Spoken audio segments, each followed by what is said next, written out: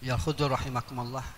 Pertama saya mengucapkan terima kasih pada takmir masjid dan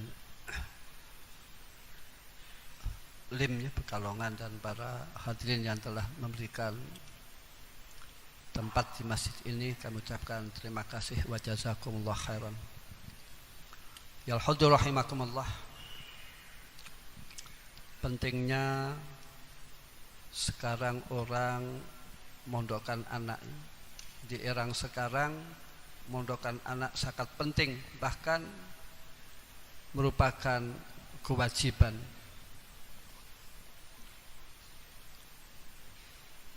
Orang tua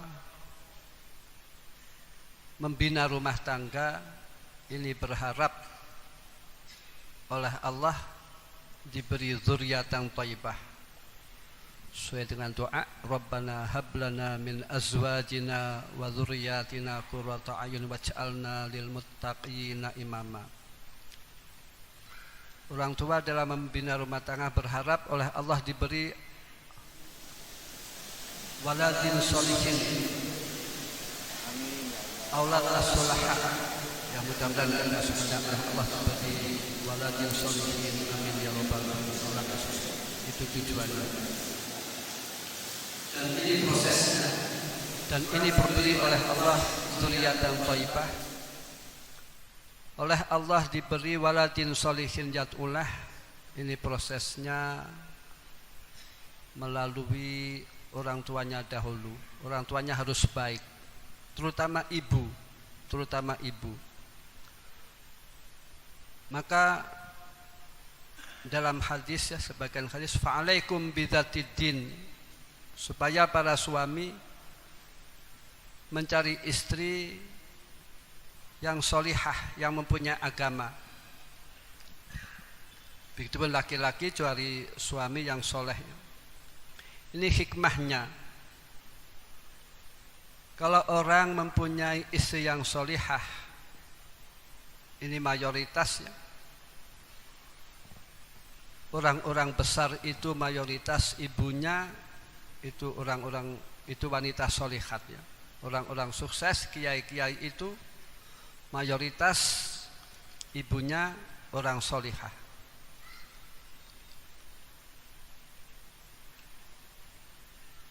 Apalagi kalau kiainya sudah mati. Ini yang menentukan pendidikan adalah ibunya atau istri kiai. Bila mana suami itu meninggal dunia, dan suami itu pondokan misalkan saja, atau sekalipun suaminya kiai, ini bila mana meninggal dunia, lantas bila mana istrinya tidak solihah, tidak simpati dengan ilmu agama, tidak simpati dengan pondok pesantren, maka biasanya anaknya tidak mondok. Kalau orang itu tidak mondok, menjadi orang biasa, menjadi orang awam. Salah satu contoh, ya, Anas bin Malik radhiyallahu anhu, beliau mempunyai ibu Ummu Sulaim, namun Malik sudah meninggal dunia. Maka Ummu Sulaim ketika hijrah Kanjeng Nabi dari Makkah ke Madinah itu, sahabat Anas masih umur 10 tahun. Oleh Ummu Sulaim, ibunya itu wanita yang solihah, maka dititipkan kepada Rasulullah sallallahu alaihi wasallam dan nyantri kepada Rasulullah dan sebagai khadim Rasulullah. Dan faedahnya beliau khidmah kepada Rasulullah diceriwayatkan bahwasanya sahabat Anas itu anak dan cucunya sekitar 122 itu minal ulama. Ini faedahnya orang khidmah. Dan ini faedahnya orang yang mendekat kepada Rasulullah. Kalau dalam sekarang, yaitu perlunya kita mendekatkan anak kita kepada kiai. Ada dawuh man bada Java, barang siapa yang bertempat di kepalasan, yang jauh dari ulama, maka dia hatinya akan keras, akan kaku. Mananya lagi, man ba'uda 'anil ulama faqad halak. Kalau orang itu jauh dari ulama, maka akan rusak. Imam Hasan Basri mengatakan, laula ulama la sara an-nasu kal bahaim. Bila mana manusia itu tanpa ulama, maka kehidupannya seperti hewan yang menjual hawa nafsunya, ingin makan, hawa nafsunya yang menjual, akalnya kurang digunakan, akalnya tidak berfungsi. Maka Allah mengatakan, Allah Ta'ala, ya ayyuhalladzina amanu ittaqullaha wa kunu ma'as shadiqin. Wahai orang-orang yang beriman, supaya kamu sekalian takwa kepada Allah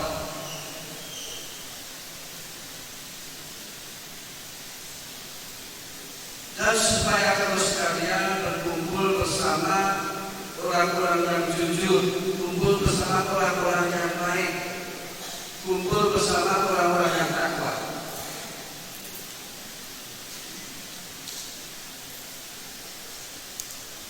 Hadis Rasulullah SAW, almarhum man ahab. Orang itu akan dikumpulkan oleh Allah dengan orang yang dicintai. Allah menjabarkan almarhum man ahab. Di dunia saja itu bila mana orang senang bola, biasanya kumpul dengan penggemar bola.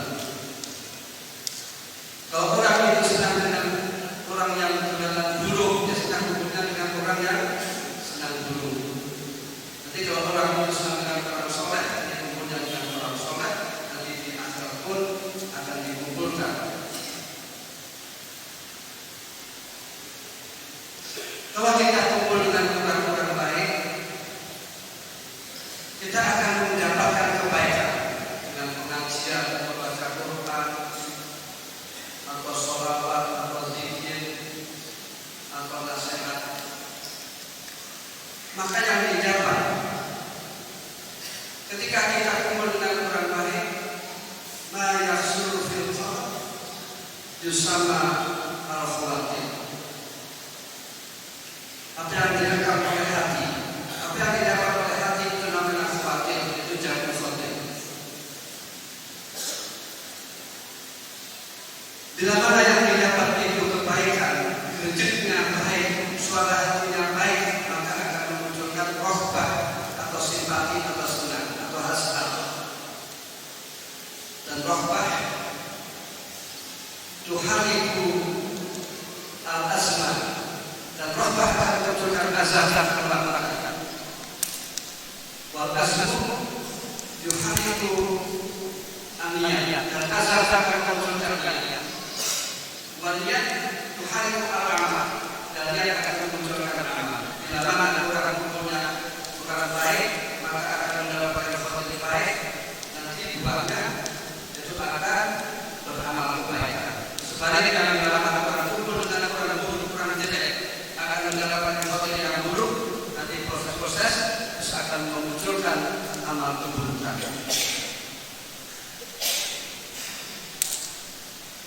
Dan amal soleh itu macamnya banyak sekali.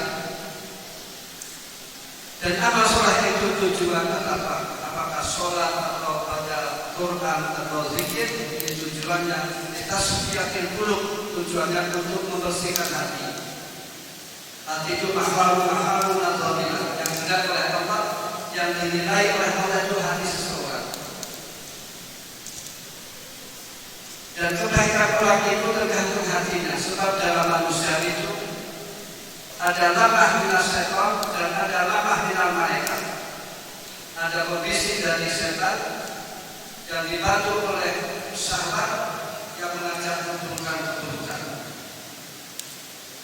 Dan ada lamah minal malaikat yang mengajak kebaikan. Kamu biasanya kalau manusia baik karena zikir dan lain-lain, muncullah lamah minal malaikat.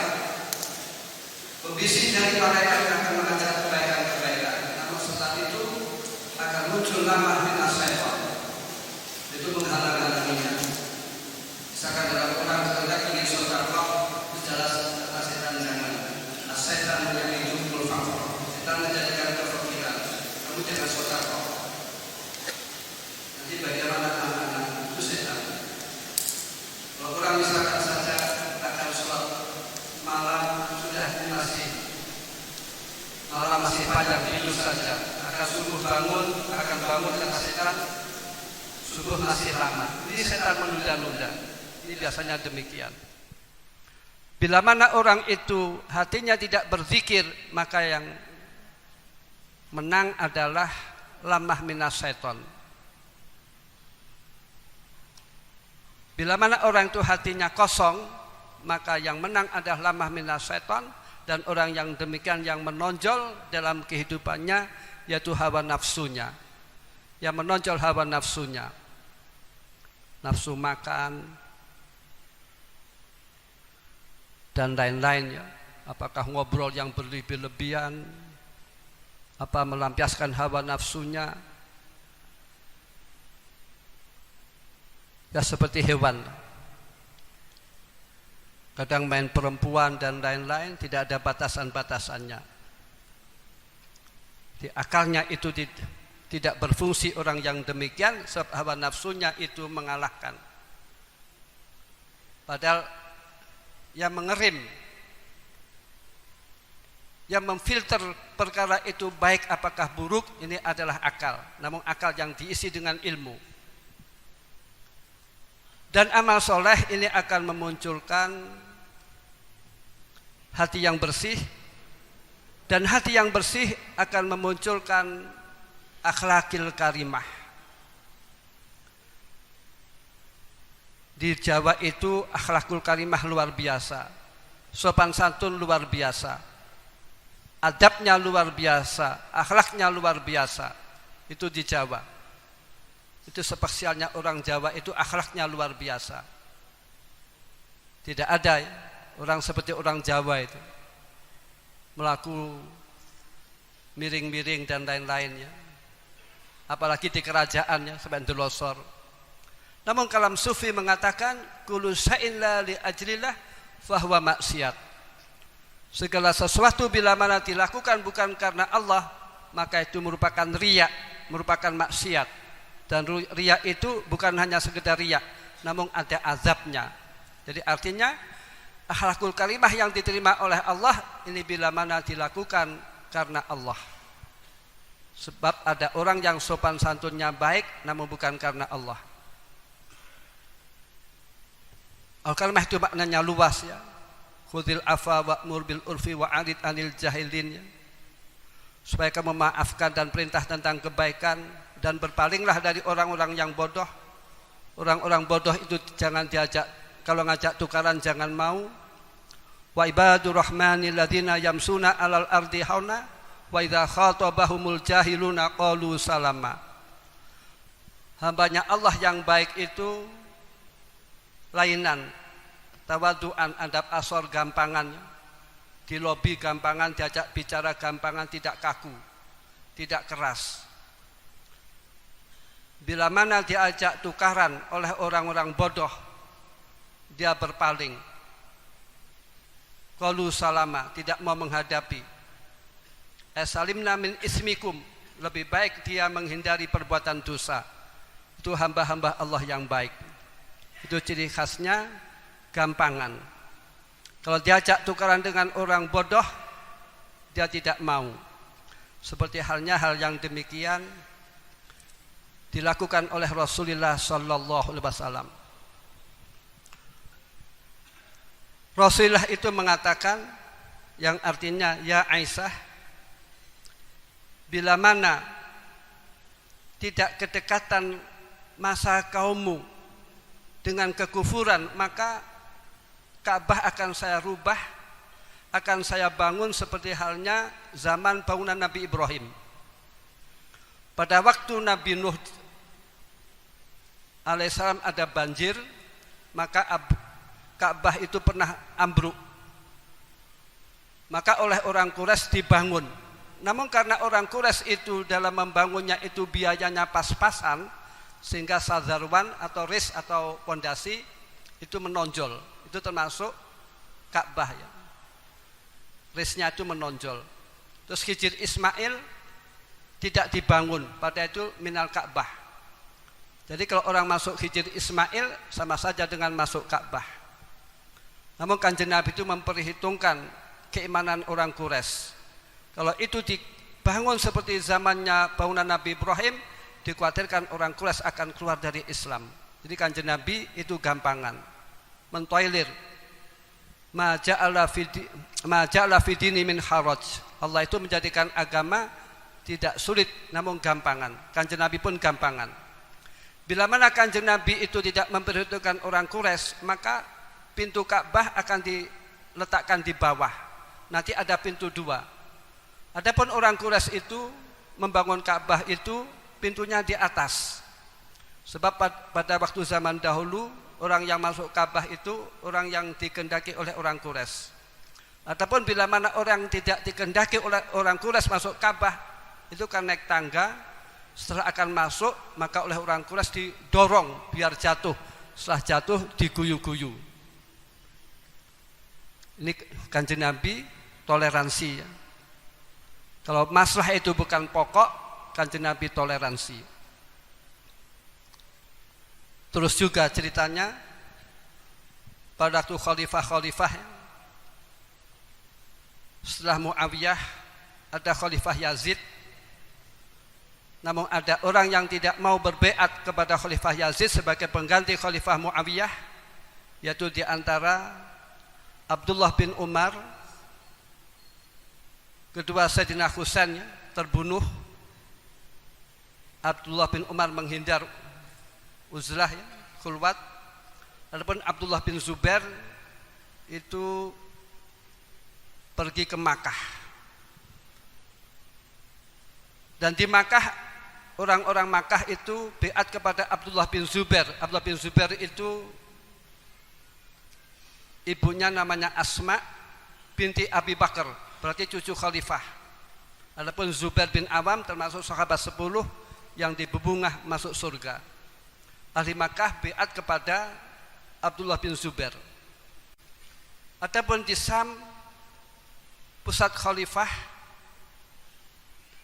yaitu khalifahnya Yazid. Rasas Yazid merangi ahli Makkah, dan orang-orang yang akan haji dihalang-halangi, sehingga ada dalam fikih babul ihsar, itu dicegah menyempurnakan rukunnya haji dan umroh. Lantas ketika merangi Makkah dengan manjanik, yaitu peluru meriam namun isinya batu, Ka'bah pernah hancur, pernah ambruk. Namun Khalifah Yazid tidak bisa menundukkan Makkah. Lantas Ka'bah dibangun oleh Abdullah bin Zubair. Dan ketika membangun, Abdullah bin Zubair itu musyawarah dengan sahabat. Dan para sahabat menghendaki Ka'bah dibangun seperti zamannya orang Quraisy dan zaman Kanjeng Nabi. Namun Abdullah bin Zubair itu kan semenjak kecil diopeni oleh Siti Aisyah, sehingga Siti Aisyah itu kunyahnya Ummu Abdillah. Dia pernah mendengar dari Siti Aisyah tentang hadisnya Rasul, bila mana Kanjeng Nabi itu tidak memperhitungkan zaman dekatnya orang Quraisy dengan zaman jahiliyah, Ka'bah akan dibangun seperti zamannya Nabi Ibrahim. Maka Abdullah bin Zubair menginginkan Ka'bah dibangun seperti zamannya Nabi Ibrahim. Lantas Abdullah bin Zubair musyawarah, mayoritas sahabat tidak menghendaki. Sudah biarkan saja Ka'bah seperti zaman Kanjeng Nabi. Namun Abdullah bin Zubair istikharah, tunggu dulu 3 hari. Setelah istikharah 3 hari, maka Abdullah bin Zubair bertekad bulat Ka'bah dibangun seperti zaman Nabi Ibrahim. Yaitu Hijr Ismail dibangun, pondasi Ka'bah tidak menonjol. Lantas ketika Abdul Malik bin Marwan menjadi khalifah menggantikan Marwan, berhubung banyak orang yang beat kepada Abdullah bin Zubair dalam khalifah, ini menunjukkan sistem khalifah itu kan berdarah-darah ya. Akhirnya Abdul Malik bin Marwan mengangkat amir, yaitu Amir Hajjaj. Walaupun Amir Hajjaj itu berjasa dalam Al-Quran ya, ketika itu merangi ahli Mekah, merangi Abdullah bin Zubair, lantas Abdullah bin Zubair terbunuh, terus Ka'bah dirubah lagi, dibangun lagi seperti halnya zaman Rasulullah. Lantas Amir Hajjaj memberitahu kepada Abdullah bin Zubair, Amir Hajjaj memberikan tahu kepada Abdul Malik bin Marwan, Abdullah bin Zubair telah dibunuh dan juga Ka'bah dibangun kembali seperti zaman Kanjeng Nabi. Pada waktu itu Abdul Malik bin Marwan tidak setuju Ka'bah dibangun seperti halnya bangunannya Abdullah bin Zubair.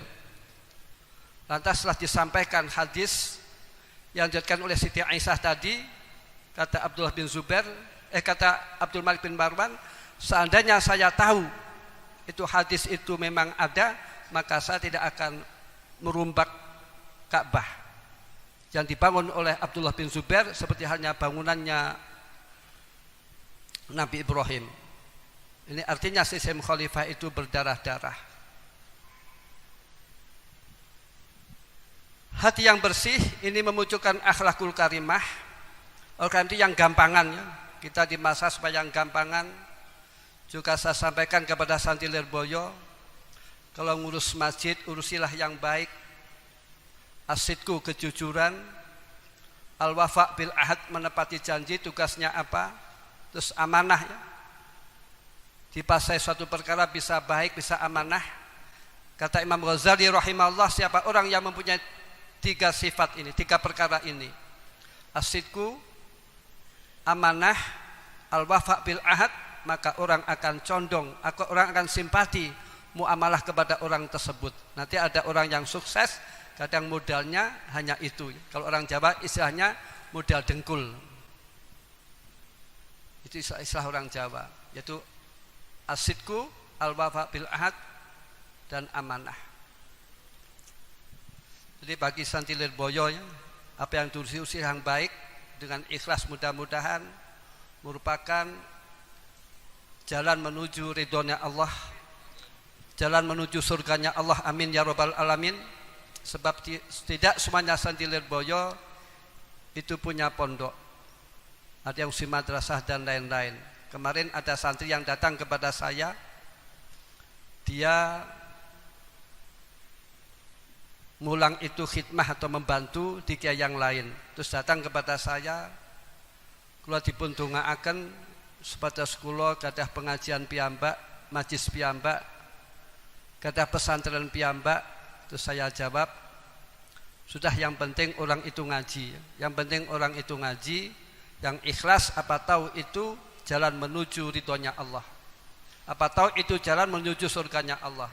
Terus saya ceritakan, Al-Mahfurlah Ki Abdul Karim itu tidak ada niat mendirikan pesantren. Jadi orang ngaji ke Lirboyo itu ingin ngaji ke Ki Abdul Karim. Ki Abdul Karim tidak menginginkan membuat pesantren, maka santri tersebut membangun gubuk pada waktu itu. Maka sampai sekarang kan cerita Lirboyo itu pondok dibangun oleh HP-HP ya. Pekalongan punya kamar dan lain-lain. Terus juga dulu, maaf, Ki Abdul Karim itu menyerahkan pondok kepada orang tua saya, Almarhum Kiai Haji Marus Ali, oleh orang tua saya diterima, namun diserahkan kembali kepada Almarhum Kiai Marzuki karena saudara yang lebih tua. Terus orang tua saya ke timur. Itu cerita Lirboyo. Terus juga cerita Kiai Zubair ya, bapaknya Kiai Maimun Zubair Sarang, beliau juga ngajar di pondoknya Mbah Mat. Dia tidak memiliki pesantren, hanya ngajar istiqomah ikhlas, namun buahnya Almarhum Kiai Maimun Zubair dan putra-putranya. Jadi Santi Lirboyo diopeni apa yang kalian dipasrai madrasah Dubani yang baik dengan keikhlasan, apa tahu ini merupakan jalan menuju surga, apa tahu itu jalan menuju ridhonya Allah, apa tahu apa yang kalian lakukan nanti oleh Allah diberi imbalan, anak-anak kalian dijadikan minas solihin wa solihat. Dan kalimah itu supaya memunculkan mahabbah kepada Allah Subhanahu wa taala. Jadi artinya keilmuan itu supaya mengantarkan kebaikan, dan puncaknya supaya mencintai Allah. Ini kan sulit kecuali orang-orang pesantren. Bila mana orang bukan pesantren, silahkan mencari ilmu apa saja, bah kedokteran atau insinyur atau pertanian, namun jangan sampai meninggalkan ilmu agama, namun jangan sampai tidak mencintai Allah. Dan kalimah itulah, dengan ilmu itu merupakan satu paket. Puncaknya agama Islam adalah akhlul karimah. Qala Rasulullah sallallahu alaihi wasallam, innama bu'itsu li utamima makarimal akhlak. Saya diutus untuk menyempurnakan akhlak. Dan yang dipuji oleh Allah Kanjeng Nabi itu tentang akhlaknya. Wa innaka la'ala khuluqin azim. Sesungguhnya kamu ya Muhammad dalam posisi budi pekerti yang mulia, yang agung. Dan al-kalimah itu supaya mengantarkan mahabbah kepada Allah Subhanahu wa taala. Walaupun orang itu ilmunya banyak, kalau hatinya tidak bersih percuma. Walaupun amalnya banyak, kalau tidak hatinya bersih percuma. Kalau tidak mahabbah kepada Allah percuma. Qala ta'ala, qul in kuntum tuhibbunallaha fattabi'uni yuhibbukumullah wa yaghfir lakum dzunubakum. Katakanlah Muhammad, bila mana kalian mencintai Allah, maka supaya kalian mengikuti sunnah-sunnah Rasulullah. Orang Yahudi mengatakan nahnu nuhibbullah. Agama yang lain mengatakan inni uhibbullah. Namun kalau orang mencintai Allah itu thariqahnya, jalannya, yaitu melaksanakan sunnah-sunnah Rasulullah sallallahu alaihi wasallam. Abdullah bin Mas'ud mengatakan, "Lau taraktum sunnata nabiyyikum la dalaltum." Bila mana kamu sekalian meninggalkan sunnah-sunnah Rasul, maka kamu sekalian akan sesat. Jadi artinya hidayah, taufik, kebaikan itu didapat dengan cara melaksanakan sunnah-sunnah Rasulullah. Barang siapa yang mencintai Allah dan melaksanakan sunnah-sunnah Rasul, maka orang tersebut akan dicintai oleh Allah, dan orang tersebut akan diampuni dosa-dosanya oleh Allah, tidak diragukan. Kalau orang dicintai oleh Allah, kalau orang diampuni dosa-dosanya oleh Allah, tidak diragukan orang tersebut akan dimasukkan di surganya Allah. Allahumma adkhilnal jannah, amin ya rabbal alamin. Namun al-muhim yang penting bukan orang mengatakan ini uhibullah, namun orang itu yang penting itu mendapatkan mahabbah dari Allah Subhanahu wa taala. Mahabbah minallah itu derajat yang luhur ya. Contoh saja, orang diberi musibah, sabar, ganjarannya besar. Tingkat tinggi lagi, orang diberi musibah, ridho, pahalanya besar. May yuridillah bi khairan yusib minhu, kata Kanjeng Nabi. Orang yang mencintai Allah itu oleh Allah diuji, diberi musibah, sabar apa tidak, ridho apa tidak. Minimal orang itu sabar. Yang tingkat tinggi lagi ridho. Coba oleh Allah ridho tidak masalah ya. Namun yang tingkat tinggi lagi diuji oleh Allah, dia mahabbah, dia senang. Seperti halnya yang demikian dilakukan oleh Rabi'ah al-Adawiyah rahimahullah. Beliau kesandung berdarah-darah, namun dia mesem. Terus ditanya, mengapa ya Rabi'ah panjang kesandung berdarah-darah namun mesem, tidak merasakan sakit? Itu jawabnya Rabi'ah al-Adawiyah, ini dari kekasih saya. Dari kekasih saya itu Allah.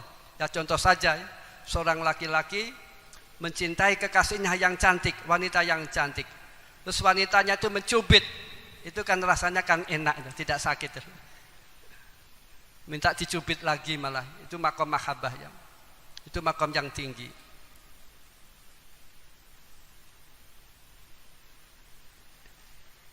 Itulah yang saya sampaikan ya. Jadi artinya apa yang kami dapat Apa yang kalian dapat ya? Ini supaya mahabbah kepada Allah Subhanahu wa taala. Juga saya sampaikan pula para alumni supaya mondokkan anak kembali ke pesantrennya. Para alumni saya mondokkan anaknya kembali ke pesantren. Sudah jelas orang pesantren, alumni pesantren dan bukan pesantren itu berbeda, kemuliaannya berbeda. Yang bisa ngurusi masjid alumni pesantren, yang bisa ngurusi masyarakat alumni pesantren, yang bisa ngurusi madrasah alumni pesantren. Maka pesan saya supaya anak-anak kalian dipesantrenkan kembali. Dan juga saya mengijazahkan supaya membaca sholawat ya, dibaca 1000 kali sallallahu ala Muhammad sallallahu ala Muhammad. Itu faedahnya di qadil hajat dan lain-lain. Jadi juga perkumpulan ya, Hizbul Jausan seperti urip-urip. Kalau orang itu hadis majlis zikir, majlis sholawat dan lain-lain, ini faedahnya orang tersebut yang datang di majlis ilmi, majlis zikir, dosa-dosanya diampuni oleh Allah dan juga doanya akan dijabai oleh Allah Subhanahu wa taala. Sekian, al-afu minkum. Assalamualaikum. Al-Fatihah.